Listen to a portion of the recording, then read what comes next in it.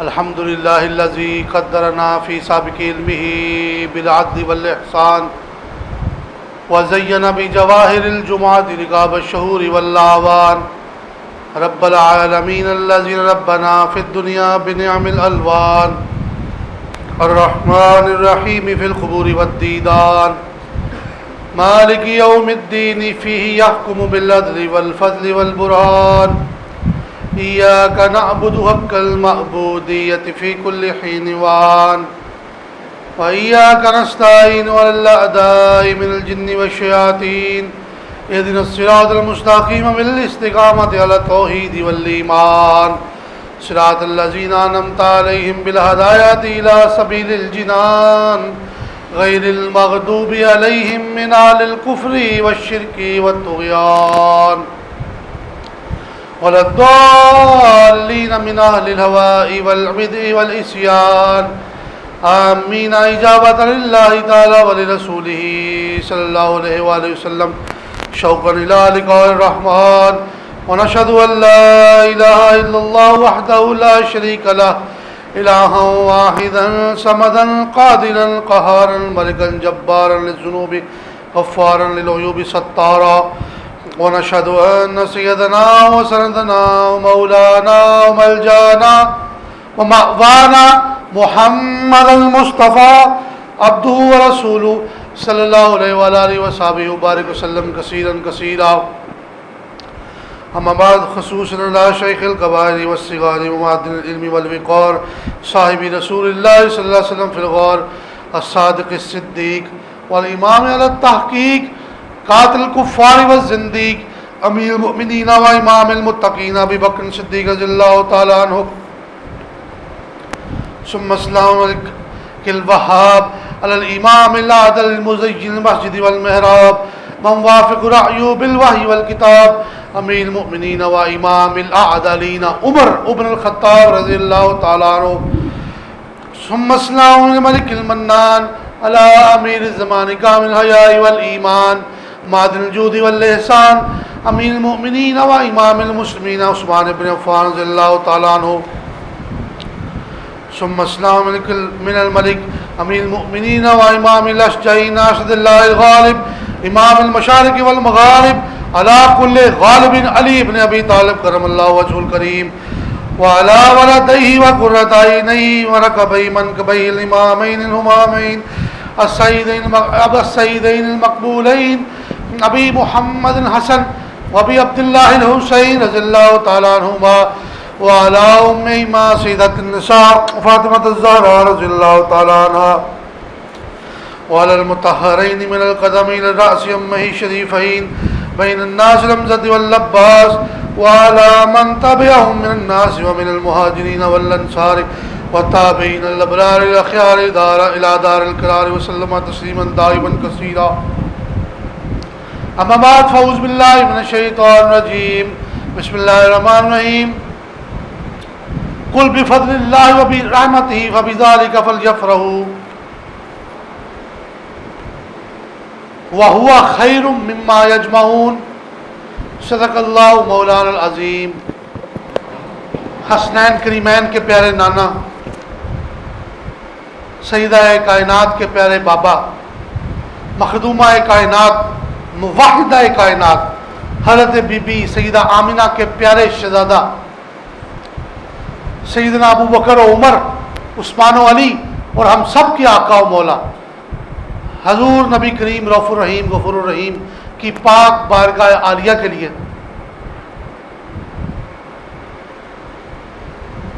اللہ رب العزت کا لاکھ لاکھ احسان ہے کہ جس نے محض اپنے فضل اور محض اپنے کرم سے ہم سب گنہگاروں کو نواز رکھا ہے،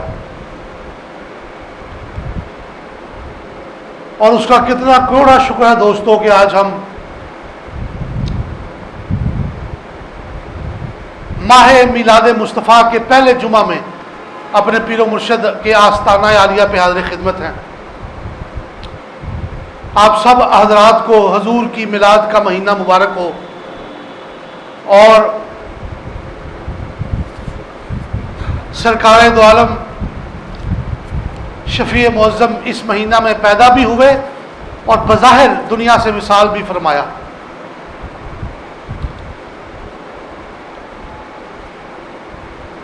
جس سہانی گھڑی آپ اس عالم رنگ و بود میں جلوہ افروز ہوئے، اسی کے متعلق اعلیٰ حضرت نے کیا خوب شعر لکھا، شور آفاق، اور قلم توڑ دیا کہ جس سہانی گھڑی چمکا طیبہ کا چاند، اس دل افروز ساتھ پہ لاکھوں سلام۔ تو آپ سب دعا کریں کہ اللہ کریم اس مبارک مہینے میں اللہ پاک ہمیں حضور کے میلاد کا صدقہ اس مبارک مہینے کے فیوز و برکات ہمیں عطا فرمائے، زیادہ سے زیادہ دروشی پڑھنے کی توفیق عطا فرمائے، اور سب سے بڑی دعا یہ کریں کہ ہمیں اس مہینے کی برکت کا صدقہ اللہ تعالیٰ نبی پاک کا قرب عطا کرے۔ جو کسی بھی حوالے سے محروم ہیں، کسی بھی حوالے سے، حضور کے صدقے اللہ کریم ان کی وہ محرومی دور کرے، چاہے وہ بے اولادی کی محرومی ہے، چاہے وہ دولت کی محرومی ہے، چاہے وہ صحت اور شفا یابی کی محرومی ہے، چاہے وہ آسودگی، آسائش، پراسپیرٹی کی محرومی ہے، اللہ تعالیٰ سارے عالم اسلام کی ہر محرومی کو دور فرمائے۔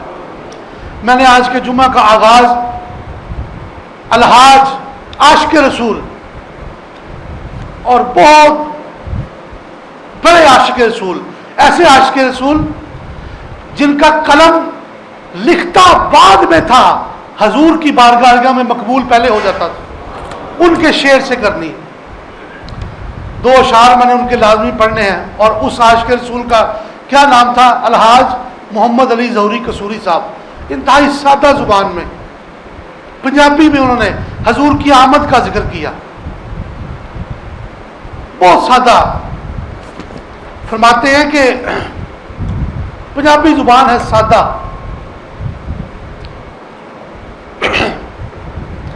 فرماتے ہیں ایک کون آیا جدے آیا بہارا مسکرا پئیاں، ایک کون آیا جدے آیا بہارا مسکرا پئیاں، کھڑے نے پھل تے کلیاں ہزارہ مسکرا پئیاں، کھڑے نے پھل تے کلیاں ہزارہ مسکرا پئیاں، بڑی خوش بخت سی ڈاچی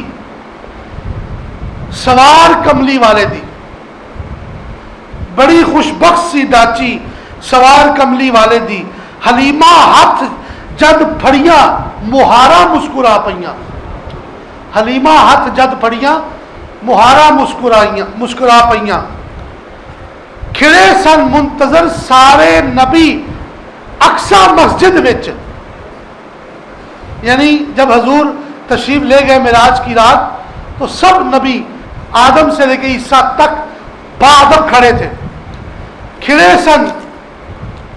سن منتظر سارے نبی اقصا دی مسجد وچ، امام الانبیاء آئے کتارا مسکرا پئیاں۔ تو حاضرین محترم، بدبخت ہے وہ شخص جو حضور کی آمد پر خوش نہیں ہوتا، خوشی نہیں مناتا، اور نبی پاک کی ولادت کی خوشی منانے کی ابھی تک دلیلیں ڈھونڈتا پھرتا ہے۔ تو آپ سب احباب کو اس ماہ میلاد مصطفیٰ کی انوار و تجلیات اور فیوز و برکات مبارک ہو۔ تو آج کی ہوتا ہے مصطفیٰ کریم سے، جب وہ کل کہے، جیسے چاروں کل ہیں، یہ چار صورتیں ہیں، کافرون، اخلاص، ناس اور قل اعوذ فلق، ان چاروں سے پہلے رب نے لفظ کل کا استعمال فرمایا۔ جہاں جہاں بھی وہ لفظ کل کہتا ہے اللہ، تو اس سے مراد وہ مصطفیٰ کو ڈائریکٹ مخاطب کرتا ہے۔ مثلا کل ان صلاتی و نسکی و محیای و مماتی للہ رب العالمین، سورہ انعام کے اندر اللہ پاک نے فرمایا، حبیب آپ ارشاد فرما دیجئے کہ میری نماز، میری زندگی، میری جان، میری موت، میری قربانی سب اللہ کے لیے ہے جو ساری کائنات کا مالک ہے۔ یہ جو آیت میں نے پڑھی ہے اس میں بھی اللہ پاک نے لفظ کل ارشاد فرمایا اور حضور کو ڈائریکٹ مخاطب کیا، حبیب آپ ارشاد فرما دیجئے کیا؟ کل بفضل اللہ و برحمتہ فبذالک فلیفرحوا، آپ ارشاد فرما دیجئے کہ اللہ کا جو فضل اور اللہ کی جو رحمت تم پر ہوئی ہے، یہ آپ مخاطب میں اور آپ ہیں، اللہ کا جو فضل، اللہ کی جو رحمت تم پر ہوئی ہے، بس اس کے نتیجے میں تم اللہ خوشی مناؤ۔ فلیفرحوا یہ فرد سے مصدر ہے، فلیفرحوا اسم امر کا صیغہ ہے، بس تم خوشی مناؤ۔ وَهُوَ خَيْرٌ مِّمَّا يَجْمَعُونَ، اور یہ تمہارا خوشی منانا تمہارے ہر اعمال سے بہتر ہے۔ اب آج کی ساری گفتگو کا فلسفہ فَلْيَفْرَحُوا کے اوپر ہے، خوشی کیا ہے، کیسی ہے، اس پر ہم بات کریں گے۔ پہلے گرامر کا ایک اصول سن لیں دوستو، جب دو آدمی کا ذکر ہوتا ہے تو ضمیر بھی جمع کی لائی جاتی ہے، ایسے ہی جب کسی واحد آدمی کا ذکر ہوگا تو ضمیر بھی واحد لائی جائے گی۔ جب جمع کا صیغہ استعمال ہوگا تو ضمیر بھی جمع کی ہوگی۔ یہ نہیں ہو سکتا کہ میں کہوں کہ ابو بکر اور زید مسجد میں داخل ہوا، یہ تو جملہ غلط ہے، کیونکہ میں نے دو شخص کا نام لیا تو ضمیر بھی جمع کی آئے گی۔ ابو بکر اور عمر، ابو بکر اور زید، یا اسلم اور اکرم، یا اصغر اور اختر مسجد میں داخل ہوا، یہ جملہ غلط ہے۔ تو جملہ کامل کیا ہوگا؟ اسلم اور اختر مسجد میں داخل ہوئے، یہ جملہ صحیح ہے، کیونکہ ضمیر بھی جمع کی ہے۔ اگر اکیلے کا نام لینا ہے، اصغر مسجد میں داخل ہوا، تو یہ ٹھیک ہے۔ یہاں پہ اللہ پاک نے دو چیزوں کا ذکر کیا ہے اور ضمیر باہر لے کے آیا ہے۔ دوستو یہ گرامر کے اصول، یہ قواعد میرے لیے اور آپ کے لیے ہیں، رب تعالیٰ ان قواعد کا محتاج نہیں ہے، اللہ پاک ان قواعد کا محتاج نہیں ہے۔ تو اللہ پاک نے یہاں پہ اپنے فضل کا ذکر کیا اور اپنی رحمت کا ذکر کیا اور ضمیر واحد استعمال کی، جمع کی دی۔ یہ نہیں فرمایا اللہ کا فضل اور اللہ کی رحمت تم پر ہوئے، نہیں، ہوا۔ فبذالک کا ترجمہ ہوا۔ اب آئیے ذرا پیر کرم شاہ صاحب سے پوچھیں کہ اللہ کا فضل کون ہے اور اللہ کی رحمت کون ہے؟ بڑا پیارا انہوں نے ضیاء القرآن میں نقطہ لکھا اور دیگر مفسرین نے بھی لکھا ہے۔ مثلا علامہ غلام رسول سعیدی صاحب تبیان القرآن میں انہوں نے یہی بات لکھی جو میں بیان کرنے لگا ہوں۔ ملتان والے جو کاظمی شاہ صاحب ہیں انہوں نے اپنی کتاب میں لکھی یہ بات، کیا انہوں نے لکھا کہ پورا قرآن اٹھا کے دیکھیں، جہاں جہاں اللہ کی رحمت کا ذکر آیا ہے، جہاں جہاں اللہ کے فضل کا ذکر آیا ہے، اللہ کی رحمت سے مراد، اللہ کے فضل سے مراد حضرت محمد مصطفیٰ کی ذات ہے، بس۔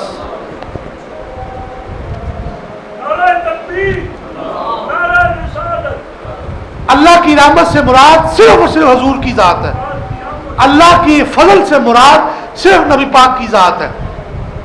سورہ آل عمران میں اللہ پاک نے فرمایا وَاعْتَصِمُوا بِحَبْلِ اللَّهِ جَمِيعًا وَلَا تَفَرَّقُوا، اللہ کی رسی کو مضبوطی سے پکڑ لو۔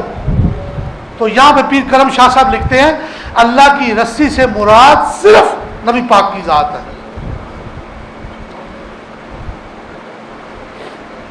تو جب یہ آیت اتری نا، پہلی دفعہ اتری، حضور کے اوپر نازل ہوئی وَاعْتَصِمُوا بِحَبْلِ اللَّهِ جَمِيعًا وَلَا تَفَرَّقُوا، کہ اللہ کی رسی کو مضبوطی سے تھام لو۔ تو ایک صحابی رسول نے نبی پاک سے پوچھا، حضور سے، یا رسول اللہ، اللہ کی رسی سے مراد کیا ہے؟ اللہ نے آسمانوں سے کوئی رسی تو نہیں لٹکائی ہوئی جس کو ہم نے پکڑ لینا ہے؟ ایسے ہی ہے بھائی، اللہ نے آسمان سے کوئی ایسی رسی نہیں لٹکائی جس کو ہم نے پکڑ کے تو کامیابی حاصل کرنا. تو صحابی رسول نے عرض کیا حضور میرے ماں باپ آپ پر قربان، رب کی رسی سے مراد کیا ہے؟ حضور نے فرمایا رب کی رسی سے مراد میں ہوں. تو اس لیے یہ جو میں نے آیت پڑھی ہے دوستو، اس سے ثابت یہ ہوا کہ اللہ کی رحمت بھی حضور ہے، اللہ کا فضل بھی حضور ہے. تو یہ ثابت ہو گیا کہ نبی پاک اللہ کی رحمت بن کے آئے، اللہ کا فضل بن کے آئے، اور اللہ نے رحمت اور فضل کا علیحدہ علیحدہ ذکر کیا، اکٹھا نہیں کیا. بس وہ فضل اور رحمت آ گیا ہمارے پاس تو پھر اللہ فرماتا ہے خوشی مناؤ. اب یہاں پہ نقطہ سمجھیں دوستو، اللہ تعالیٰ آپ کو بیٹا دے، کسی نوجوان کو اللہ کریم حضور کے میلاد کا صدقہ جتنے بھی بے اولاد ہیں سب کو اللہ پاک اولاد نرینہ عطا فرمائے. آپ کو بیٹا دے اللہ تعالیٰ تو خوشی آپ مناتے ہیں. اس خوشی منانے کے کئی طریقے ہو سکتے ہیں. مثلا کوئی بندہ اپنے گھر میں دعوت کر کے کھانا کھلاتا ہے لوگوں کو، رشتہ داروں کو. کوئی بیچارہ غریب آدمی ہے، وہ نہیں اتنی دیگیں پکا سکتا، کھانے پکا سکتا، تو وہ کیا کرے گا؟ وہ 2 رکعت نماز نفل پڑھے گا اور اللہ رب العزت کی بارگاہ میں سجدہ ریز ہوگا. اللہ پاک کو اپنی ساری عبادتوں میں سے سب سے زیادہ پسند جو عبادت ہے وہ نماز ہے. اور نماز میں جو چیز سب سے زیادہ پسند ہے وہ کیا ہے؟ سجدہ. اس لیے کہتے ہیں کہ سجدوں میں دعائیں قبول ہوتی ہیں، سجدوں میں اللہ کو یاد کیا کرو. تو یہاں پہ اللہ پاک اپنی پسندیدہ چیز نماز کا ذکر کیوں نہیں کیا؟ یہ کیوں فرمایا کہ فل یفرحوا، خوشی مناؤ، میرا حبیب تمہارے پاس آ گیا، بس اب تم خوشی مناؤ؟ یہ کیوں نہیں فرمایا کہ سجدے کرو، فل یسجدوا؟ یہ کیوں نہیں فرمایا رکوع کرو، فل یرکعوا؟ خوشی کا کیوں کہا؟ اس لیے کہ اگر اللہ کی وہ لکھا علماء کرام نے بڑا پیارا نقطہ، اگر اللہ کی فرما دیتے کہ مسلمانوں میرے مصطفیٰ تمہارے پاس آ گئے ہیں، بس اب نمازیں پڑھو، اب رکوع کرو، اب سجدے کرو، تو اللہ تعالیٰ حضور کی خوشی کو سجدوں اور رکوع میں محدود کر دیتے اگر اللہ کی وجہ سے فرما دیتے. لیکن اس نے نہیں فرمایا. اس نے فرمایا ہر وہ چیز جو جائز ہے اور خوشی کے دائرے میں آتی ہے بس تم وہ میرے محبوب کی آمد کے لیے کرو. ہاں کوئی ناجائز کام نہ کرو، کوئی قابل اعتراض کام نہ کرو، باقی ہر چیز میرے محبوب کی آمد کی خوشی میں کرو. اگر تم قیدی آزاد کر سکتے ہو تو وہ بھی کرو.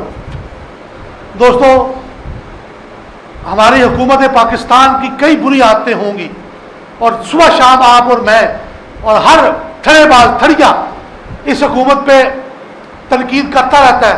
لیکن میں آپ کو ایک بات بتا دوں، حضور کے میلاد کی بات ہے. پورے عالم اسلام میں پاکستان وہ واحد ملک ہے جو 12 ربیع الاول کو قیدی آزاد کرتا ہے. یہ روایت پتہ نہیں کس نے شروع کی تھی، ہم بچپن سے دیکھتے آ رہے ہیں اور سنتے آ رہے ہیں. ہر سال جس دن 12 ربیع الاول کا دن آتا ہے اس دن چھٹی ہوتی ہے سرکاری، لیکن حکومت پاکستان کی طرف سے معمولی جرائم میں ملوث قیدیوں کو آزاد کیا جاتا ہے. اور پورے 60 اسلامی ممالک ہیں، کسی میں بھی یہ روایت نہیں ہے. تو یہ روایت جس نے بھی شروع کی اللہ اس کی قبر ٹھنڈی کرے. پتہ نہیں کس نے کی تھی، آج سے کوئی 60 سال پہلے یا 50 سال پہلے یہ روایت شروع ہوئی. تو دوستان گرامی، مطلب بات کرنے کا یہ ہے کہ میرا محبوب اللہ کی فرماتے ہیں تمہارے پاس آ گیا، بس اس کی آمد پر ہر وہ چیز جو خوشی اور جواز جائز کے دائرے میں ہے وہ تم کرو اور مناؤ.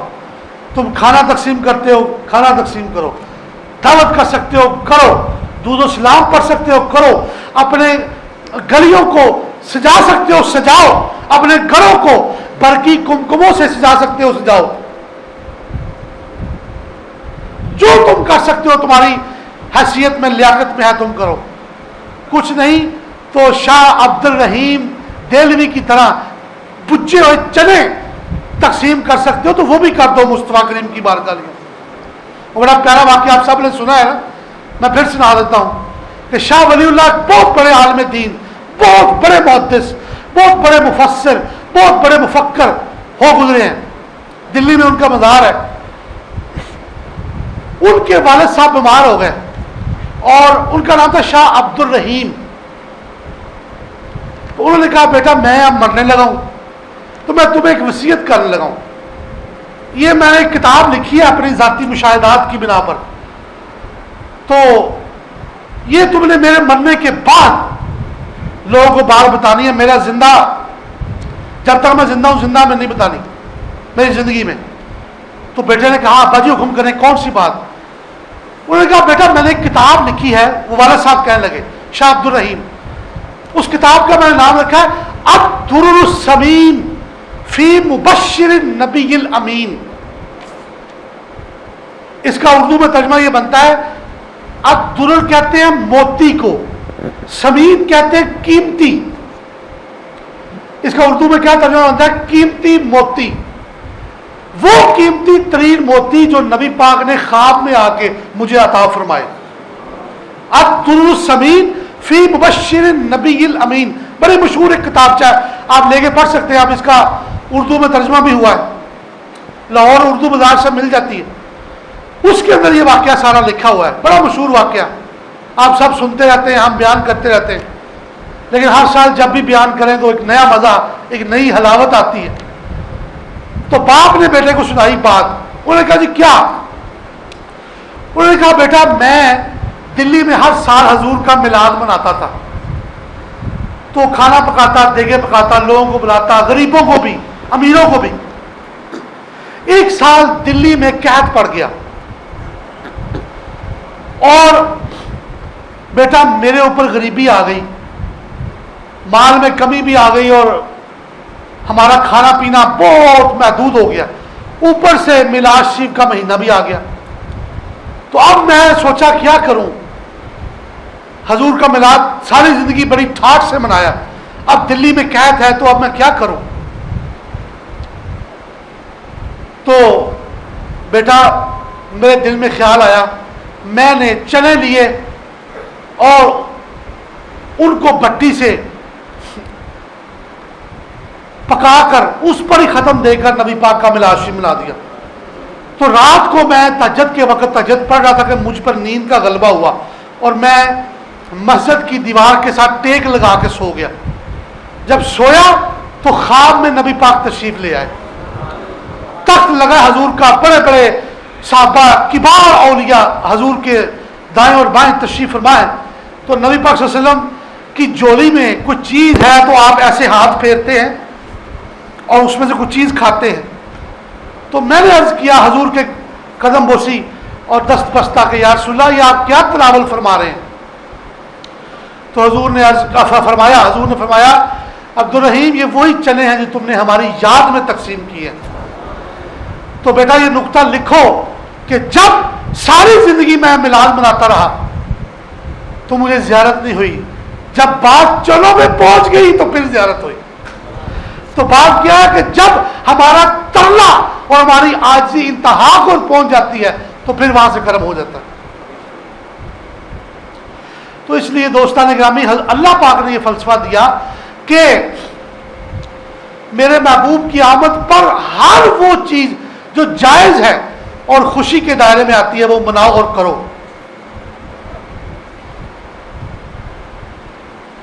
حضور کی آمد کی خوشی اللہ پاک نے محدود نہیں کی سجدوں میں, محدود نہیں کی رکوع میں. تمہارے بساط میں جو کچھ ہے اگر تم فقیر ہو تو ایک چنا بھی تمہارا قبول ہے, اگر تم بادشاہ ہو تو تمہارے آزاد کردہ قیدی بھی قبول ہے.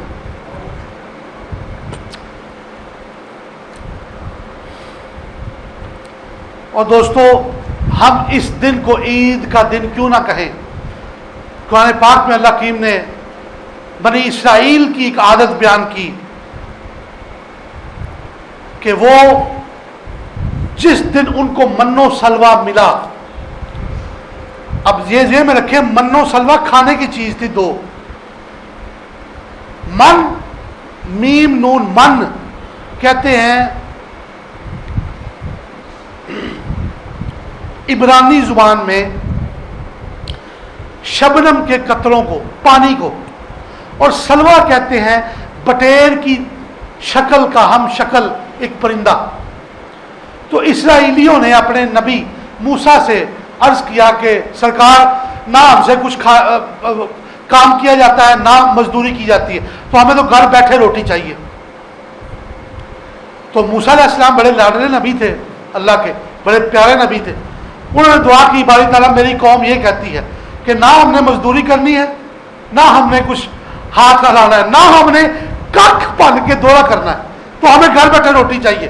اب انہوں نے دعا کی تو اللہ پاک نے فرمایا کہ ان کو کہہ دو کہ صبح صبح اپنی فصلوں میں جایا کریں، پرندے بھی لے آیا کریں اور پانی بھی بے تحاشا تمہیں مل جائے گا. اس کا نام من و سلوہ رکھا، قرآن میں بھی موجود ہے. تو جس دن من و سلوہ ملا اس قوم نے اس دن کو عید کے طور پہ منایا، اور قرآن میں اس کا ذکر آیا ربنا انزل علینا مائدۃ من السماء تکون لنا عیدا لاولنا ولآخرنا. یا اللہ آسمان سے ہمارے لیے من و سلوہ یعنی پانی اور وہ پرندہ ٹائپ وہ نازل فرما تاکہ ہمارے اگلوں اور پچھلوں کے لیے وہ عید کا دن بن جائے. تو ان کے لیے من و سلوہ عید کا دن ہو تو ہمارے مصطفیٰ تشریف لائیں تو ہم اس کو عید کا دن کیوں نہیں کہہ سکتے؟ وہ تو بڑی عید ہے، سب عیدوں کی عید ہے.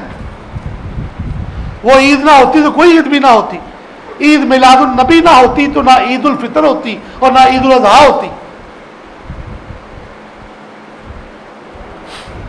اس لیے دوستان گرامی قدر، حضور کی آمد کو ہم اللہ کی سب سے بڑی نعمت سمجھتے ہیں، مانتے ہیں، حقیقت جانتے ہیں، اور حضور کی آمد کو ہم عید سے بھی بڑی خوشی کے طور پہ مانتے ہیں اور مناتے ہیں.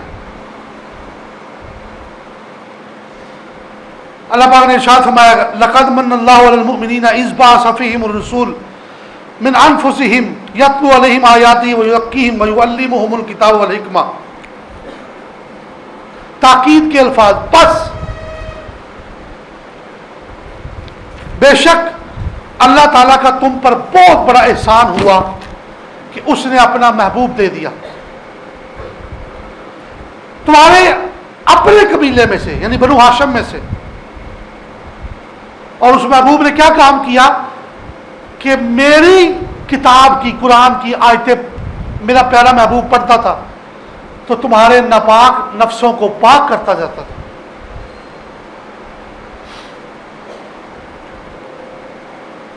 دوستان گرامی، جب کوئی بندہ کسی پر احسان کرے تو وہ احسان نہیں جتلاتا، لیکن جب کوئی شخص بڑا قیمتی احسان کرے کسی شخص پر، قیمتی ترین، تو پھر اس احسان کا ذکر کرنا بنتا ہے. اللہ پاک نے ہمیں ارب نعمتیں دی ہیں، کسی کا ذکر نہیں کیا. آنکھ بھی اس کی نعمت ہے، زبان بھی اس کی نعمت ہے، کان بھی اس کی نعمت ہے، ہاتھ، بازو، پاؤں، جسم، یہ ساری اس کی نعمتیں ہیں. ہم گننا شروع کر دیں تو زندگی ختم ہو جائے گی، اس کی نعمتوں کا شمار ختم نہیں ہوگا. اس نے کسی نعمت کا ذکر نہیں کیا، ذکر کیا تو وجود مصطفیٰ کی نعمت کا ذکر کیا کہ میں نے تمہیں اپنا محبوب دے دیا، اپنا پاک نبی دے دیا. کوئی دیتا ہے کسی کو اپنا محبوب؟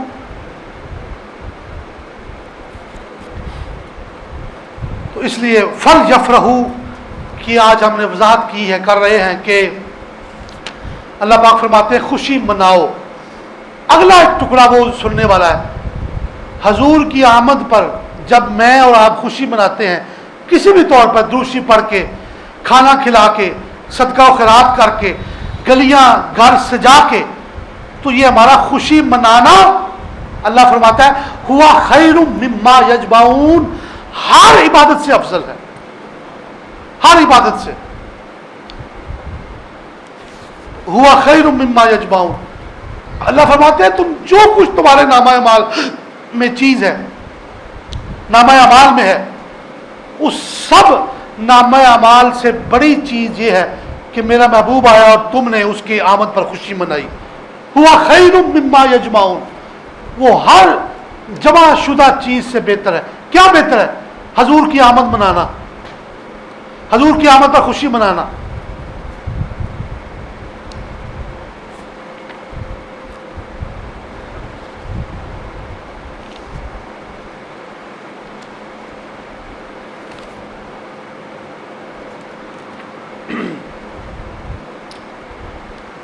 یہی وجہ ہے دوستان گرامی کہ جس سال نبی کریم پیدا ہوئے، آپ عرب کی کوئی پرانی کتاب اٹھا کے دیکھ لیں، سیرت کی کوئی کتاب اٹھا کے دیکھ لیں،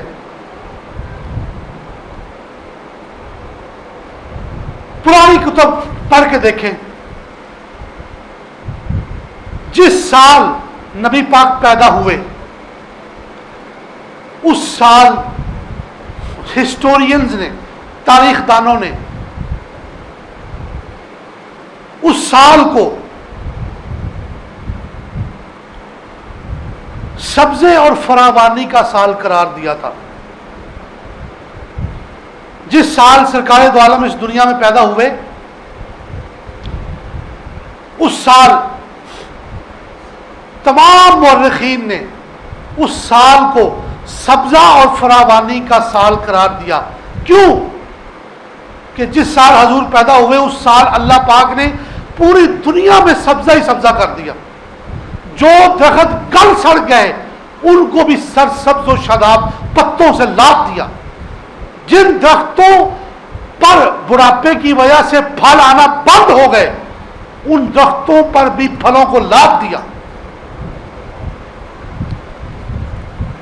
اور آپ میں سے اور کون سا ایسا شخص ہے جس نے یہ روایت نہیں سنی کہ اللہ تعالیٰ نے اس سال ہر حاملہ عورت کو بیٹے عطا فرمائے تھے؟ کیوں؟ کیا دوستو یہ اللہ نے میلاد نہیں منایا؟ کیا یہ رب کا میلاد منانا نہیں ہے؟ اب میرے اور آپ کے قبضے میں تو ایک گھر ہے نا، ایک کمرہ ہے، ایک حویلی ہے، ایک گھر ہے، ایک آستانہ ہے. ہم اپنے حیثیت کے مطابق میلاد مناتے ہیں، لیکن وہ مالک جو ساری کائنات کا رب ہے وہ پھر اپنے انداز میں میلاد مناتا ہے. میں اور آپ کسی کو بیٹے نہیں دے سکتے. میں اور آپ گلے سڑے درخت پر سرسبز و شاداب پتے اور پھل نہیں لگا سکتے، لیکن وہ تو لگا سکتا ہے کہ نہیں لگا سکتا؟ وہ مالک ہے ساری کائنات کا، وہ رب العالمین ہے. وہ بیٹے دے سکتا ہے یا نہیں دے سکتا؟ وہ 1 ایکڑ کی پیداوار 10 من کی بجائے 70 من کر سکتا ہے کہ نہیں کر سکتا؟ میں اور آپ نہیں کر سکتے. ہم اس سے نکلنے والے اناج اور غلے کو پکا کے لوگوں تک پہنچا سکتے ہیں، یہ اللہ نے ہمیں اختیار دیا، لیکن اس کی پیداوار بڑھانا یہ اس کا کام. تو پھر ہماری حیثیت میں جو کام تھا ہم نے وہ کیا، اس کی شان کے لائق جو کام تھا اس نے وہ کیا حضور کی آمد پر، حضور کے میلاد پر. تو اس لیے اس نے پھل بھی دیے، سبزہ بھی دیا، فراوانی بھی دی، برکت بھی دی، حاملہ عورتوں کو بیٹے بھی عطا فرمائے. بیٹے کیوں دیے؟ کبھی سوچا آپ نے؟ اس سے پہلے کیا تھا؟ حضور نبی پاک کی پیدائش سے قبل ایک بڑا بری روایت تھی، بڑی گندی تلخ.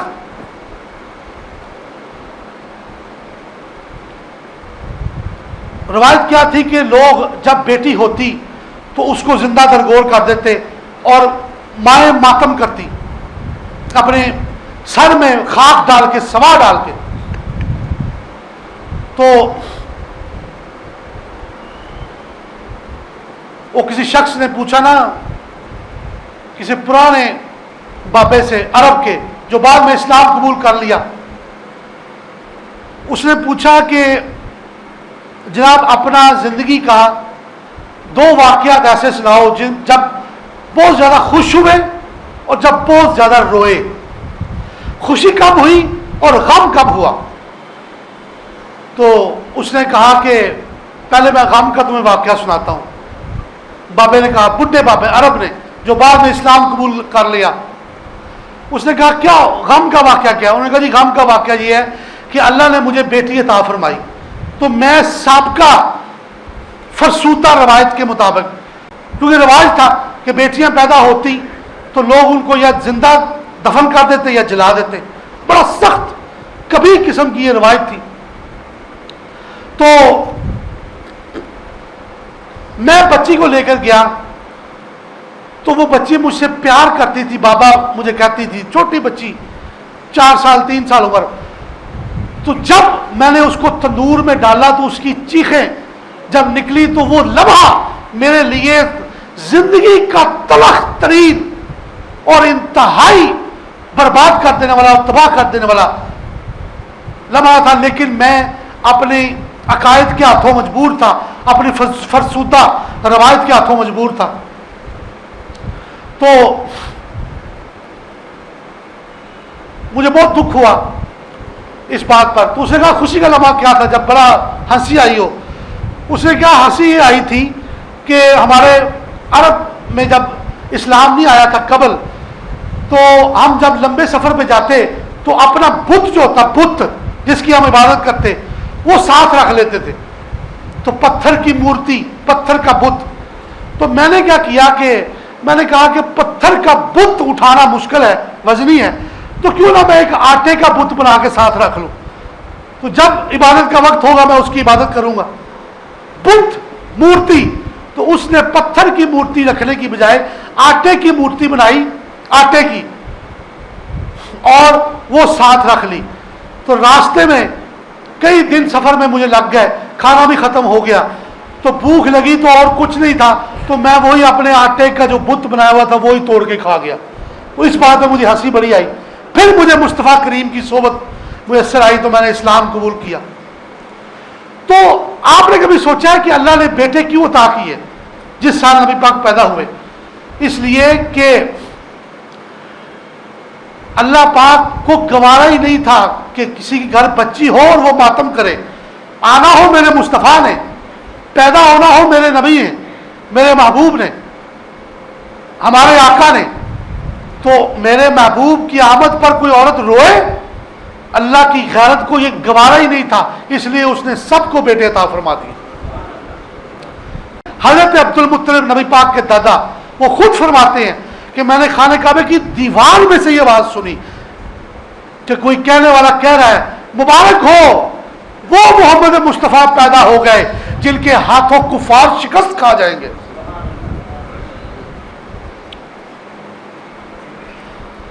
پھر کیسو کسرا جو کہ ورلڈ پاور تھی, سپر پاور,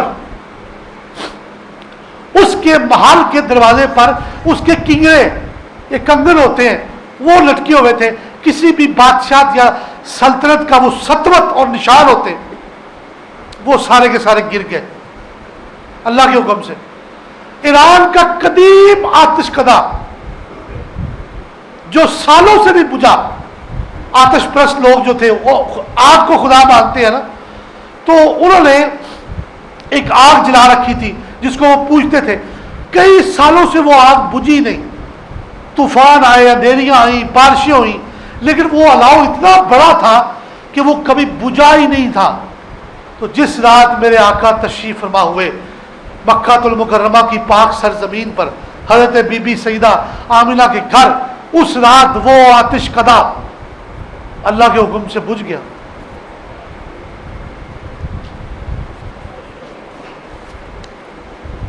اور پھر ساری زمین میں اللہ پاک نے فصلیں سرسبز و شاداب کر دی, رزق کی فراوانی کر دی, اور تمام عورتوں کو بیٹے عطا فرمائے.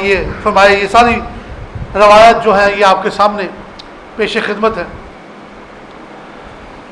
حضرت بی بی سیدہ آمنہ پاک فرماتی ہیں, طبقات ابن سعد ایک بڑی مشہور کتاب ہے, اس میں لکھی یہ ساری باتیں. فرماتی ہیں کہ مجھے حضور نبی پاک کی پیدائش سے قبل ایک خواب آتا تھا, اور میں خواب میں پوری زمین پر, پورے کرۂ ارض پر 3 جھنڈے دیکھتی تھی. ایک مشرق میں لگا ہوتا تھا جھنڈا, ایک مغرب میں لگا ہوتا تھا, اور ایک خانہ کعبے کی چھت پہ. تو اس خواب کی تعبیر کسی نے دی کہ جی آپ کے گھر وہ بچہ آنا والا ہے جس کے شہرت کا جھنڈا مشرق سے مغرب تک ہوگا. اور پھر دوسری تعبیر، اور اس سے ہم فیض لیتے ہیں کیا کہ اماں جی پاک نے، سیدہ کائنات نے، مخدومہ کائنات بی بی سیدہ آمنہ پاک نے وہ جھنڈے دیکھے حضور کی آمد سے قبل، تو بس ہم بھی نبی پاک کی آمد کے سلسلے میں اپنے گھر میں جھنڈیاں لگا دیتے ہیں. پھر اماں جی پاک فرماتی ہیں کہ میں نے ستاروں کو دیکھا کہ وہ بالکل میرے مکان کی چھت پہ آ گئے اور ایسے گمان ہوتا جیسے ابھی گرنے والے. تو اس سے ہم یہ نقطہ نکالتے ہیں کہ اماں جی پاک کے لیے اللہ نے آسمان کے ستاروں کو برقی کمکمے بنا دیا. ہم ان بجلی کے مرچوں والی برقی کمکمے حضور کی آمد کی خوشی میں اپنے گھر لگا لیتے ہیں. اور پھر آپ فرماتی ہیں کہ میں مکہ میں تھی. اماں جی پاک فرماتی سیدہ پاک کہ میں مکہ میں تھی تو جب حضور پیدا ہونے لگے تو اللہ پاک نے سارے پردے اٹھا دیے اور میں نے شام اور بصرہ کے محلات جو ہیں اور ان کے بازاروں پہ چلتے اونٹ اور ان اونٹوں کے گردنیں اپنی آنکھوں سے دیکھ لی.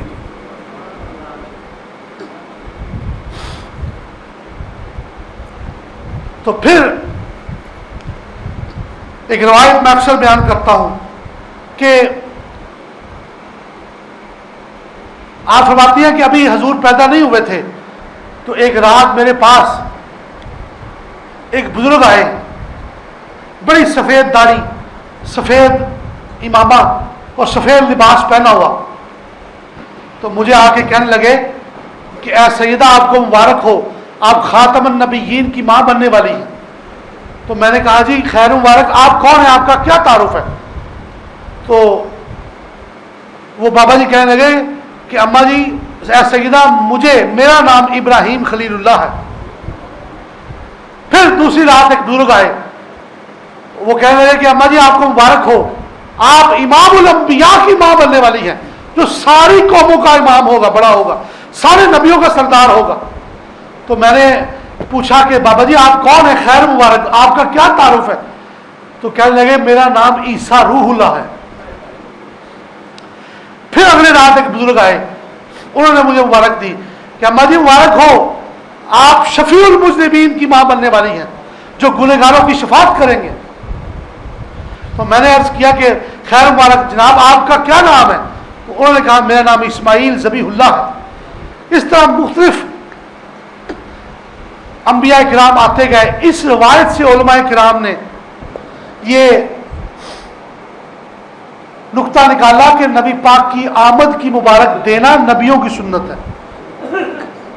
اب میں نے آپ کو آگے مبارک دی ہے نا ربیع الاول شریف کی، آپ نے مجھے دی ہے، تو ہمارا ایک دوسرے کو مبارک دینا یہ انبیاء کی سنت ہے اور فرشتوں کی سنت ہے. تو آپ فرماتی ہیں اماں جی سیدہ پاک کہ میرے پاس ایک فرشتہ آیا، اس نے آگے مجھے کہا کہ اماں جی آپ اس پوری امت کے امام کی، نبی کی ماں بننے والی ہیں، تو آپ نے ان کا یہ نام رکھنا ہے محمد. آسمانوں میں ان کا نام احمد ہے، قرآن ان کی کتاب ہوگی، زمینوں اور آسمانوں والے سب ان کی تعریفیں کریں گے. اور جب وہ پیدا ہو جائے تو اماں جی پاک آپ نے یہ دعا پڑھنی ہے. اور وہ دعا کیا تھی؟ چھوٹی سی دعا، اس کا اردو ترجمہ میں آپ کو بتاتا ہوں. وہ دعا یہ تھی کہ یا اللہ کریم میں اس مبارک بچے کو ہر حاسد کے شر سے تیرے سپرد کرتی ہوں. دوستو نبی پاک وہ واحد ہستی ہیں جن کی ساری کائنات میں سب سے زیادہ تعریف کی گئی، لیکن حضور وہ واحد ہستی ہیں جن کے سب سے زیادہ دشمن بھی پیدا ہوئے، جن کی سب سے زیادہ اگر تعریف ہوئی ہے تو ان کے دشمن بھی پیدا ہوئے. بات سمجھ گئے دوستان گرامی؟ تو اس لیے دوستو سرکار دو عالم شفیع معظم نور مجسم وجہ باعث تخلیق کائنات بن کے آئے، نجات